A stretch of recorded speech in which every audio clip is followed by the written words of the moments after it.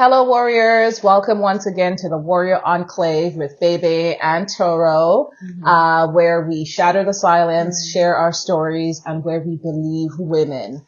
Period.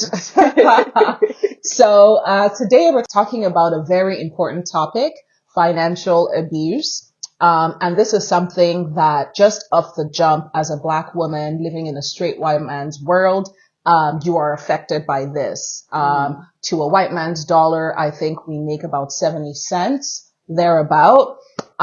So before even being partnered, you're already kind of, on the back foot. And then once you do become partnered, you are often at a disadvantage because there's just so much labor that is unpaid, that is unacknowledged, that women bring to a partnership, that women bring to the home, things like childcare, things like taking a step back in their career, things that affect their earning potential and affect their bottom line, really how much they have left in their hands at the end of the day. So we're going to be talking about this topic in 3 segments, talking about the familiar faces of financial abuse, so things that are more common that everybody tends to know about. We're going to talk about the lesser known signs and nuances of financial abuse. And then we're also going to talk about what it looks like post separation. Because oftentimes that's when things kind of rack up and then they take on different looks that you probably would not have even imagined. This is important because, oftentimes you think that the relationship has ended. Now you get to have some peace. Unfortunately, this is this is often where you get like a complete wake up call to the fact that, oh my God, the abuse actually it just never ends. Okay. And so we're here to arm you, give you all the tea that you need to know so that for sure you can be very well prepared to maneuver this landscape and to ultimately protect yourself and protect those closest to you. So yeah, let's get into it. So with what financial abuse usually looks like, the first point that I'm going to make is when one partner has sole control over all the finances. Not only sole control, but also sole visibility. So that means the other adult in the partnership has no clue. There's no transparency as to the finances of the family, as to the finances of the earning partner, if there's only one. And that just, you're blind. You're blind to what's going on with the family, and all you have is your trust in the partner that things aren't going haywire, that things are being handled responsibly. And another point that kind of ties into that is that you then are the asking partner.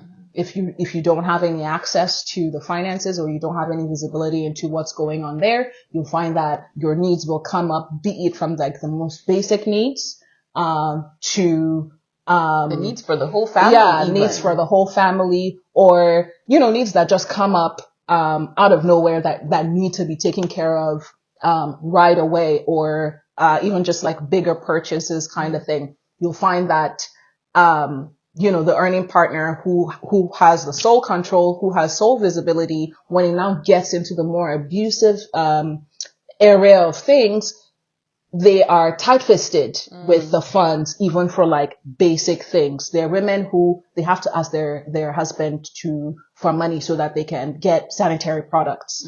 They have to ask their husband for money so that they can buy formula for the baby. And you'll find that some abusive partners will use that asking interaction as an opportunity as an opportunity to make it weird, to cause drama, which then puts you, it manipulates you, and it puts you in a position where you now become even afraid to ask because you don't want to set them off. So it is already abusive enough that you have to be asking for trinkets. But then you now even become afraid to ask for the future. The next point that I would like to speak about really is where some of these abusing partners would try, in one way or the other, try to insist that you don't have a personal account. Sometimes we can be very sneaky and be doing the whole, now we're one kind of thing. Let's just have joint accounts, close down all your own personal accounts. And the reason why I'm happy to be speaking about this point is because this is something that happened to me in my own marriage, where literally I had just moved back to Nigeria. I was in Nigerian law school, so I wasn't allowed to work. And, I had to be relying on my ex for money. And a month in, he was already agitating that I closed down all my accounts, that why do I have my own personal accounts, that I needed to close them up, that we're one now, we're married now, let's just have joint accounts. And I was just like, I've never seen that done before anywhere. Also, prior to even because our family, like I'm sorry, I came from a background where it was more of a hybrid. And also, prior to even us getting married, these are the kinds of conversations that I'm pretty sure we've had these conversations before, and this never came up of you must close down all your accounts. And then now all of a sudden, now we're married, now you're bringing this foreign concept that I've never heard of before. And it caused a lot of chaos, a lot of anger, a lot of abuse was directed towards me, because I just felt very strongly that was not the position I wanted to be in. And every single time I had to ask this guy for money, he punished me for it. He made a mockery of the whole thing. And like my sister said, made it weird. Sometimes the way they would toss the money at you is like, you just start to feel just very, very, very bad, honestly. And, I'm also the kind of person that I actually don't really like to take up space. I don't like to make requests. I don't like to ask people for things. But what was I to do? Okay, should I go to my parents now? I'm newly married. Should I go to my parents and be asking them for money? And then they will now start asking all sorts of questions that excuse me. Yeah. And just for context, I think we covered it in a previous episode, but you had moved back from Canada and you were completely dependent on him. He was the one who was earning because you were back as a student, essentially. Yeah. So and that's the point too. For me, even just the very fact that someone was was aggressively pushing that I close down all my personal accounts was very aggressive and coercive, angry, and said he wouldn't send you money if you didn't do it. Things like that, in fact, by the time, the way the whole thing, up until the point that I left, money was always a sore point with this person. It was always a way to further abuse, further just demean somebody. Thankfully, in the last 2.5 years of my marriage, I made sure I went to work and I was able to buy back some dignity for myself in this space. So for sure, anybody that is aggressively pushing for your dependence on them is a massive red flag. And that is somebody that is looking to control you, to make you vulnerable to them, so that they can really and truly have ultimate control over everything you do. So you have to watch out about that.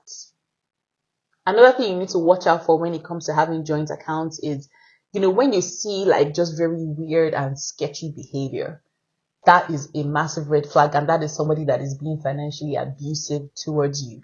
So, doing shady things like, trying to borrow from the joint account for some of that thing that isn't supposed to be an expense for the joint account, and be like, I'll pay it back, that kind of thing. And that's even if they deign to tell you. That's if they even ask, right? If they even ask, but sometimes they try and ask, but you just notice a pattern that, they're asking, but they never really follow through on returning the money back. Those kinds of things. Very, very crazy, chaotic spending that you yourself, you don't understand, and I'm so glad that for me in particular, is one of the reasons why I had insisted on my own personal account, because I like to know how I am spending. I like to watch my behavior. So, and I'd already started to understand that, this person is a very chaotic individual. You don't know what's happening with their expenses, right? So that's another thing you need to watch out for in terms of the way the joint account looks. If you cannot sit down and look at the balance sheet and understand it, that is a red flag. Honestly. Financial engineering. Exactly. That's the word I did. Now, my ex used to use financial engineering. I'm like, which one is financial engineering? Like, you cannot look at all the accounts and understand very simple math with it. Borrowing from Peter to pay Paul. Exactly. That is a problem. Yeah. Exactly. That's somebody that is being very shady with the finances, and ultimately you'll be surprised how the thing will blow back on you. And it is you that, some people will just come and hold your shirt. That you're owing them money kind of We've vibe. seen it over and over and over again, where you'll see the man has made a mess of financial, of a joint account of which you're a signatory to and of which you're also on the hook for. And then suddenly the creditors are here asking for their money, and it's like, what are you supposed to do? You see women selling land, selling their own personal assets to clean up financial mess as a result of the behavior of their partner. Especially in countries like Nigeria, where, if you guys know, where they publish names of debtors in the newspaper. Like, I've seen so many women, just the sheer embarrassment alone, selling property just so that, like, that kind of thing doesn't blow back on them. And this is a whole mess that their partner has created that they didn't even know anything about. So that's something to watch out for. The final thing that I think I do want to highlight here is, when your partner, when it comes to their own needs and the things that concern them, no money is big enough. No, there's nothing.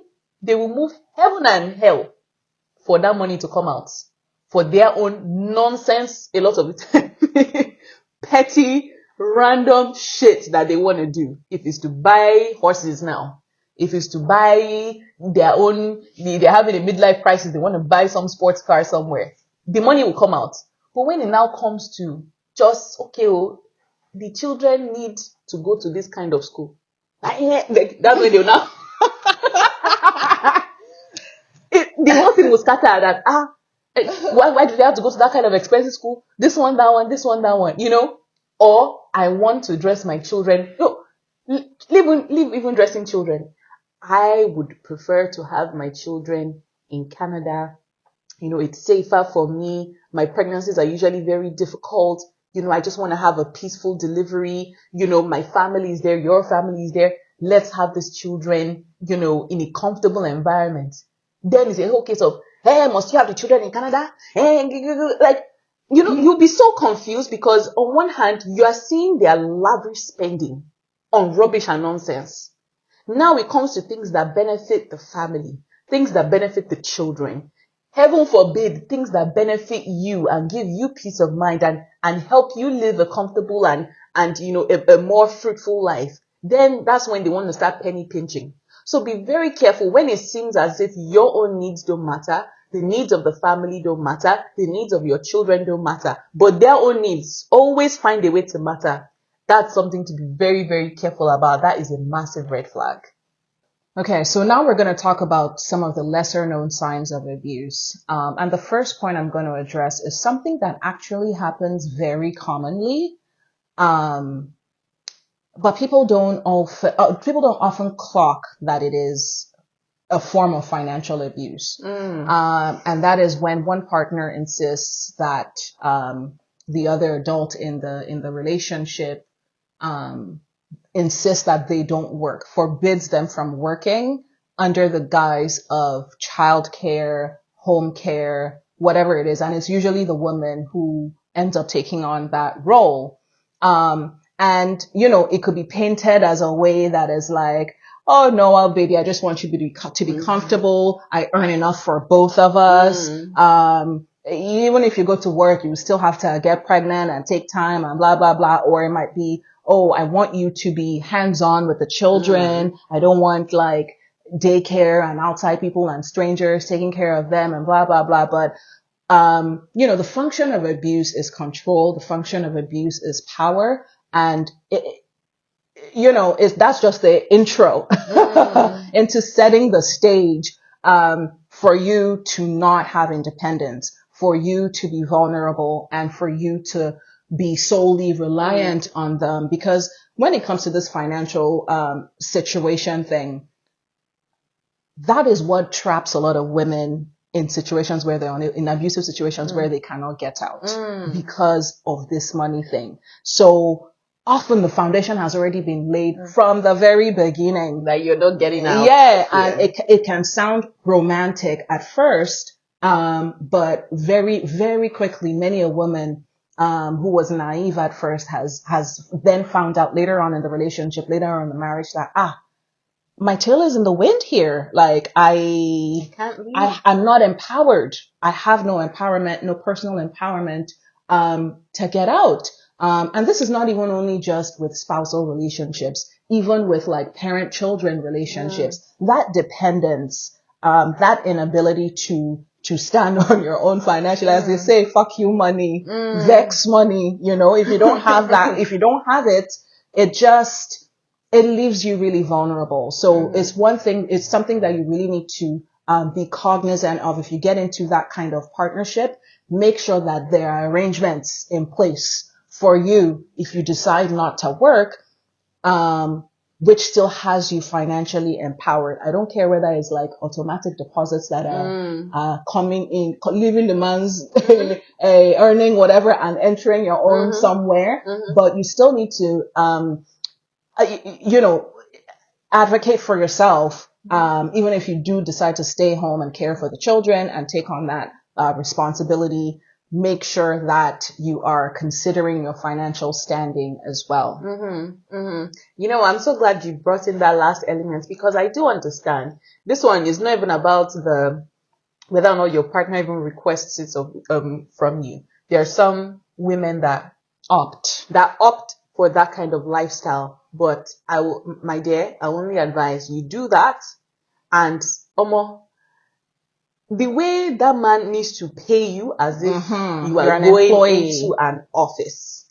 This is not, we're not penny pinching here. I must see it on you that you are taken care of. You are not going, as they say in Nigeria. You are flourishing. Then I can kind of understand your point of view and be like, you know what, I get it. And you are being taken care of, even though you are in a vulnerable position, but you are empowered in it. But you see the other one where you can see the stress on the woman. You can see the depreciation on her, because it is her life's force. It is her Emmy, her essence that is maintaining this household. That, my dear, is the big red flag and the problem. And you know the silly thing? That man will be immaculately dressed. From head to toe, that guy shining. But you see his wife? Hey! Yeah. You see his children? Hey, God. Problem. Serious problem. Yeah. The next point I do want to add on is kind of a variation of what my sister already said. But it looks different, because now it's like, it's all hands on deck. We all need to push this thing forward. So this is the scenario where, you are joining your partner in a family business, and it's like, we need to hustle. We need to get this thing going. This thing is what's going to take care of our families, what's going to feed us. But then you find yourself not being paid appropriately for the work that you are doing. Or not paid at all. Exactly. Not even paid at all. Sometimes, why is it now my salary that can't come out all of a sudden? Do you get what I mean? So, sometimes it can look like you are doing, worthwhile work. It can look like you're putting the needs of your family, ahead of yours, and, you're doing what needs to be done.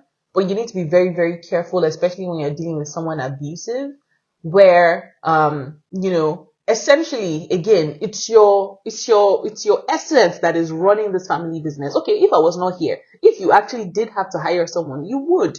So why are you now then using my unpaid labor, and you're flourishing on it, and here I am burnt out, depleted, tired, all for the sake of this thing that needs to work. If you need this thing to work, in order for this thing to work, I need to be fully burnt out, then that is a problem. That is a serious problem. That is slave labor right there. Yeah. That is what's it called? These sweatshops. Nah, that's not the kind of interaction I want for you girlies who I beg. Don't even enter that kind of relationship or partnership with anybody. No, nah. Another point under this lesser known nuances of financial abuse is when you have one spouse coercing the other one. You know what? I'll go back a little bit.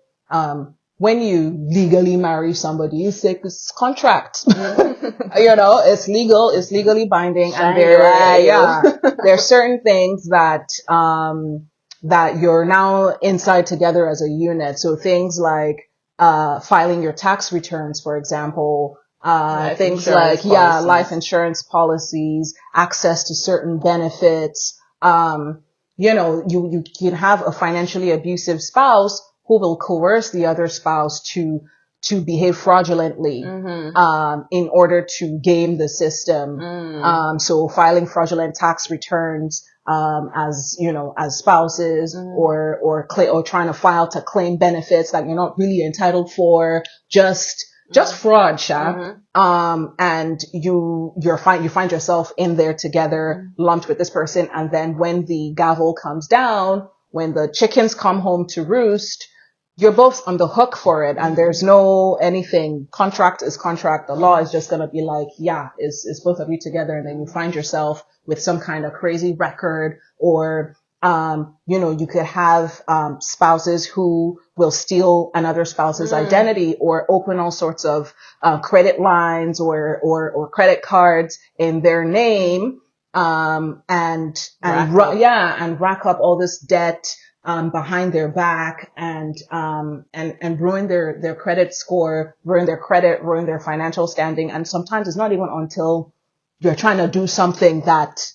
everything you will now see that, oh my God, this person has been doing this. So you always have to be very careful. Make sure that you are auditing yourself. If anybody comes to you and tells you, oh, yeah, sign this here. Read the fine print. There's no, oh, I'm just, you know, don't just be, lackadaisical about these things. These things are legally binding. The minute you say I do there and you sign it, in many ways, in certain ways, you guys are now like that. So it's definitely something to watch out for, because these things do happen. Selah.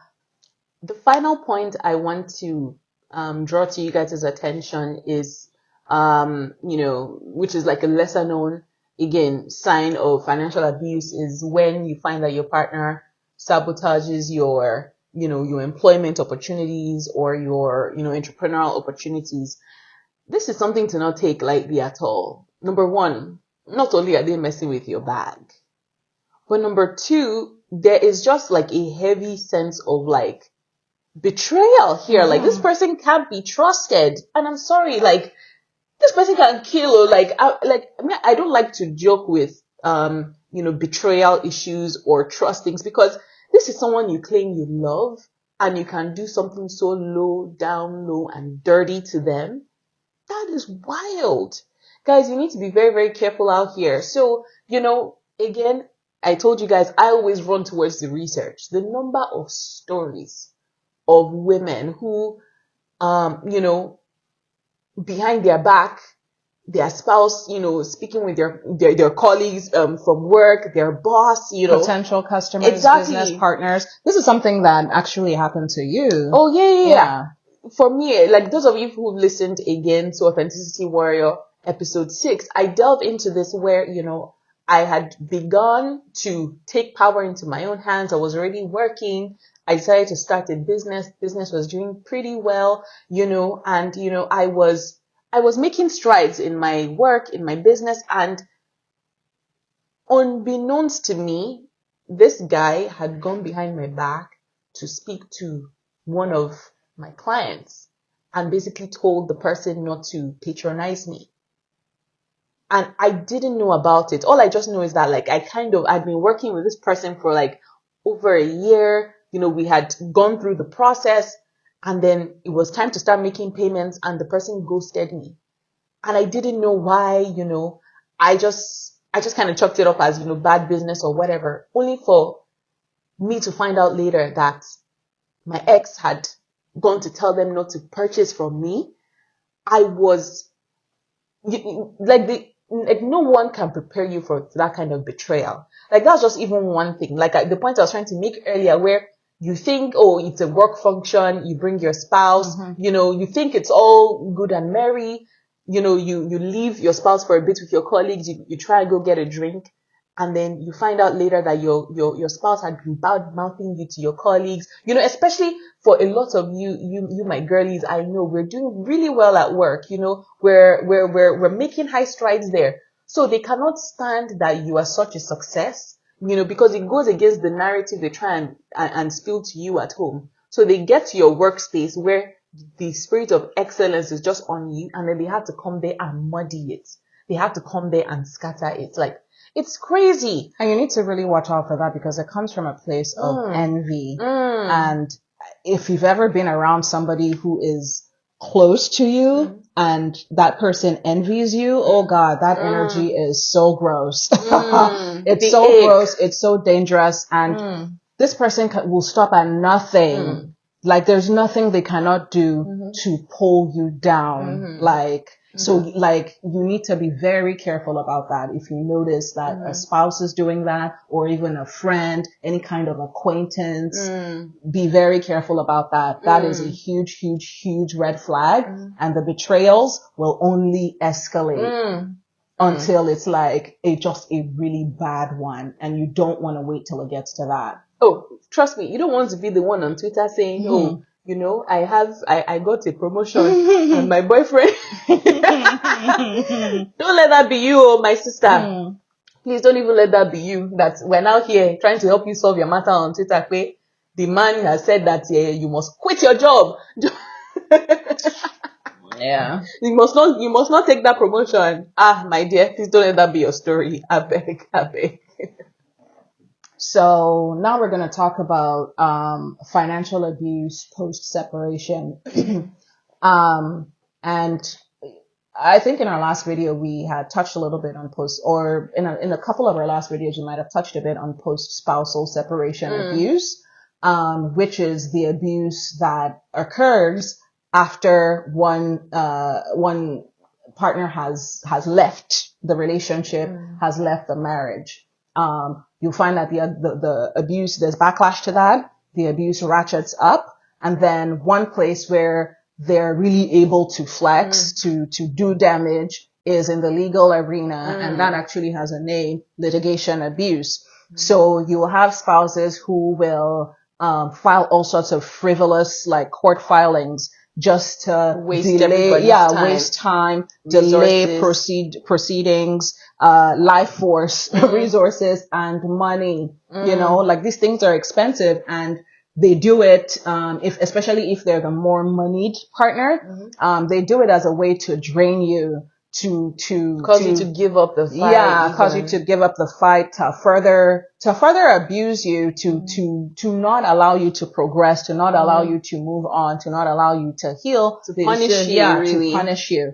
And so they will use that legal arena to do all sorts of mess. And that could even include, we've talked about this, weaponizing the children. You'll have situations where custody issues have been settled, child support has been allotted, and then you'll have a parent evading child support or flat out refusing to pay, causing people to have to either come back to court for more nonsense, or that's just even like flat out child abuse. Like, they will weaponize the children. We've talked about this. And refuse to provide for these lives that they have brought into the world just to get at you.